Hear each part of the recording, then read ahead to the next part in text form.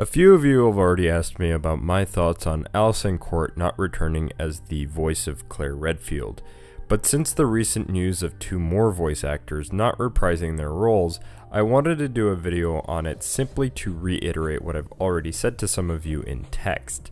This is just so that I don't have to repeat myself on the subject.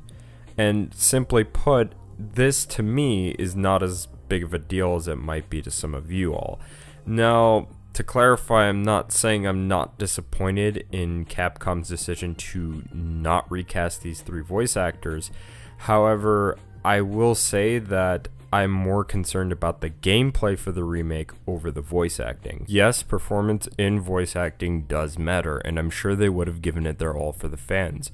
However, good voice acting will not save a bad game, or in this case, a bad remake. You have to remember that Capcom is not in the golden age anymore. They're not just going to pump out quality game after quality game.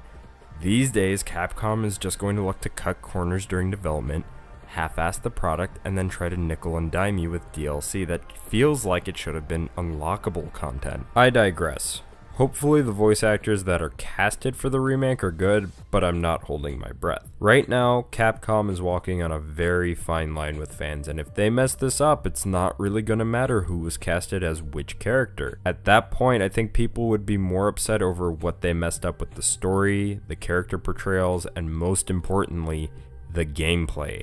If they fuck up the gameplay, I think people would be mostly upset about that over anything else. Now, there's not much else that I could really say on the subject, so I'll leave off on this. I expect disappointment from Capcom. I honestly think they're worse this generation in comparison to last generation. I don't know who's running things over there, but they either need to start listening to the fans or get replaced. Anyway, I hope you all enjoyed this video. This short ass video, and if you don't already, you can follow me on Twitter as well as on Twitch, and I'll see you all in the next one.